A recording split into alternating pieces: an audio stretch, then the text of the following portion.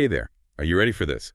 We're diving deep into the history of Buddhism in Japan and how it became such a huge part of Japanese culture. A really interesting journey. It shows how belief systems can change and adapt. Okay, so picture this. It's the 6th century in Japan, right?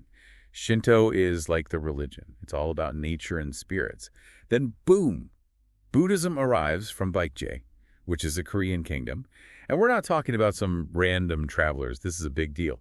They present Buddhist scriptures and statues to Emperor Kinmei as gifts. Talk about a power move, right? I mean, it wasn't just about religion. It was about politics and international relations, too. Makes you wonder what Emperor Kinmei thought when he saw these statues. Was he curious? Threatened? Sources say that people in power back then, especially those who were super into Shinto, were a bit unsure, even a little scared of Buddhism. Not that surprising.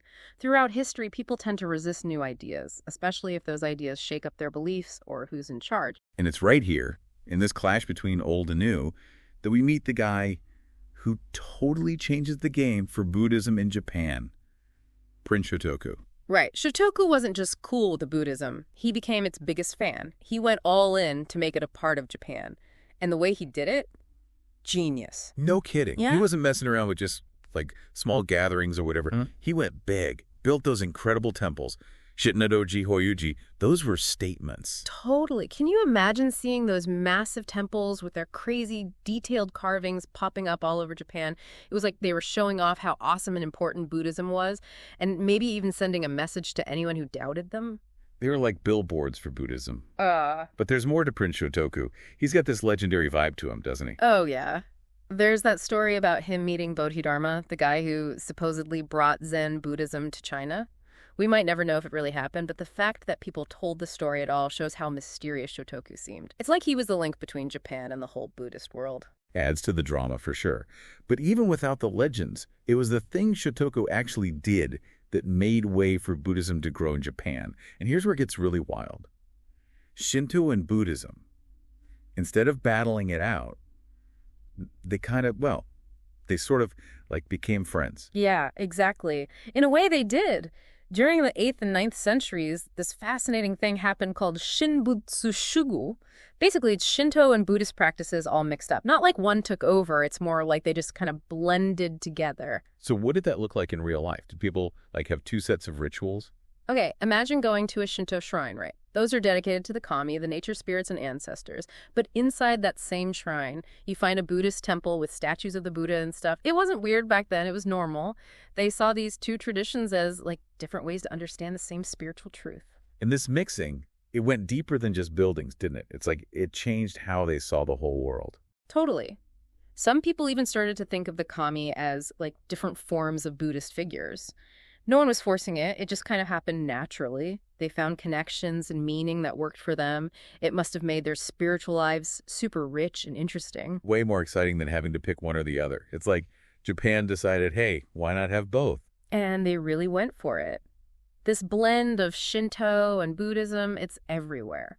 Art, stories, everyday rituals. It shows you that people can find common ground and meaning even when their beliefs seem totally different. It lasted for a long time too, right? For centuries, but like you said, nothing lasts forever. Then came the Meiji Restoration in the 19th century. Japan was modernizing super fast, and a lot of people wanted to go back to what they saw as the real Japan. Buddhism got caught in the middle of all that. Yeah, it sounds kind of messy. The sources say things got really tough for Buddhists. Yeah, it got pretty rough. See, the Meiji government, they wanted Shinto to be the religion of Japan.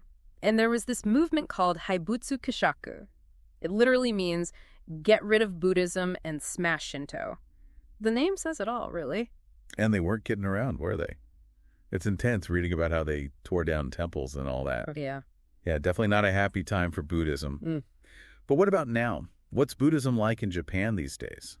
The sources make it seem kind of complicated. It is a little bit, yeah. It seems like a lot of younger Japanese people, they're not like super religious these days. You know, things change, people are busy. Right, but then you read about like weddings and funerals and stuff, and it seems like Buddhism is still a big deal. It's like woven into the culture, even if people don't realize it. You got it. It's super interesting. Weddings, for example, they're usually all about Shinto with the rituals and blessings and stuff. But funerals, Buddhist all the way, comforting the spirits, helping people move on. That's where Buddhism comes in. So it's not about like being a hardcore Buddhist or whatever. It's about using those traditions that still make sense today. That's it, finding that balance between old and new. And you know what really shows this? The Japanese home. You mean how a lot of people have a butsudan, that Buddhist altar, and a kamidana, that Shinto shelf, like right next to each other? Exactly. Two totally different traditions living together, totally normal. The Butsudan is for remembering family, thinking about life and death, that Buddhist stuff. And then there's the kamidana with those little offerings for the Shinto spirits.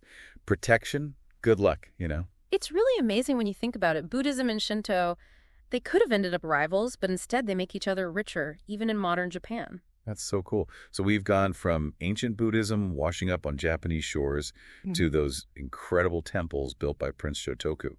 We've seen Shinto and Buddhism become best buds, then get torn apart, and now they're like figuring out how to live together again. Such a wild ride. The story of Buddhism in Japan, it's not just dates and names. It's about how cultures change, how people find meaning.